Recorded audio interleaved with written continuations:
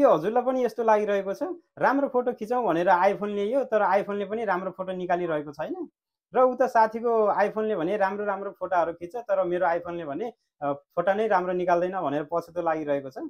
त्यस्तो पछुतो लागिरहेको छ भने यो भिडियो अन्तिमसम्म हेर्नु होला है त। हजुरको क्यामेराको सेटिङ नमिलेर हो र क्यामेराको सेटिङ मिलाइसकेपछि साथीको जस्तै फोटो हजुरको आइफोनले पनि खिच्नेछ। त्यसको लागि यो भिडियो अन्तिमसम्म हेर्नु होला है त। सबैभन्दा पहिले आफ्नो सेटिङमा जानु होला। यसरी फोनको सेटिङमा गइसकेपछि माथि सर्च बारमा चाहिँ हजुरले क्यामेरा भनेर सर्च गर्नु होला।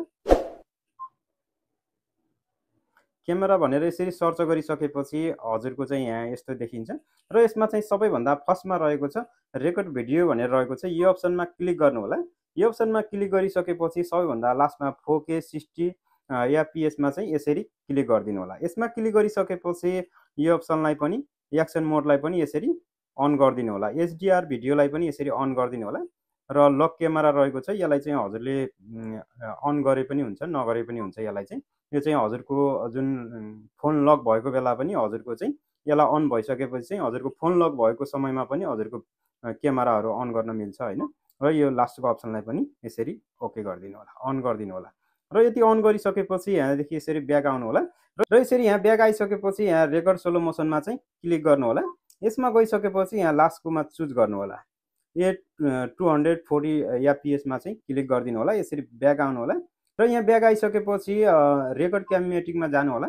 यसमा गइसकेपछि ओके 30 एफपीएसमा चाहिँ क्लिक गरिदिनु होला। यसरी ब्याक आउनु होला।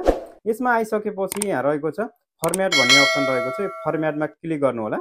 यसरी हाईमा राखिसकेपछि यहाँ तल रहेको छ फोटो मोड भनेर रहेको छ। यसमा क्लिक गर्नु होला। आइसकेपछि थोरै स्क्रल डाउन गर्नु होला।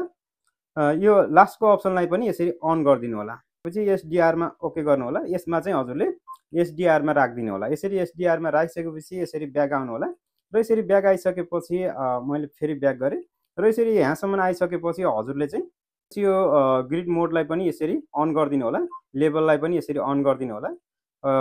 यो मिरर फ्रन्ट क्यामेरा रहेको छ यो अप्सनलाई पनि अन गरिदिनु होला। त्यसपछि फोटोग्राफी स्टाइलमा क्लिक गर्नु होला। यसमा क्लिक गरिसकेपछि यहाँ स्ट्यान्डर्डमा राखिदिनु होला र यसरी स्ट्यान्डर्डमा राखिसकेपछि यसरी ब्याक आउनु होला र यसरी ब्याक आइसकेपछि र त्यसको मुनितिर हजुरले देख्न सक्नुहुन्छ मेन क्यामेरा भनेर यसमा क्लिक गर्नु होला। यसमा क्लिक गरिसकेपछि सबैभन्दा लास्टमा छ यसमा क्लिक गरिदिनु होला। 1.5 मा क्लिक गरिदिनु होला। यसरी ब्याक आउनु होला र यसरी ब्याक आइसकेपछि जुन यो फोटो मोडलाई पनि यसरी अन गरिदिनु होला र यो फास्ट सुटिङलाई चाहिँ यसरी अफ गरिदिनु होला। यो दुवैलाई चाहिँ यसरी अन गरिदिनु होला। र यति गरिसकेपछि फर्म्याटको मुनितिर प्रेसर सेटिङ भनेर देख्न सक्नुहुन्छ। यसमा क्लिक गर्नु होला। यसमा क्लिक गरिसकेपछि यसरी क्यामेरा मोडमा अन गरिदिनु होला।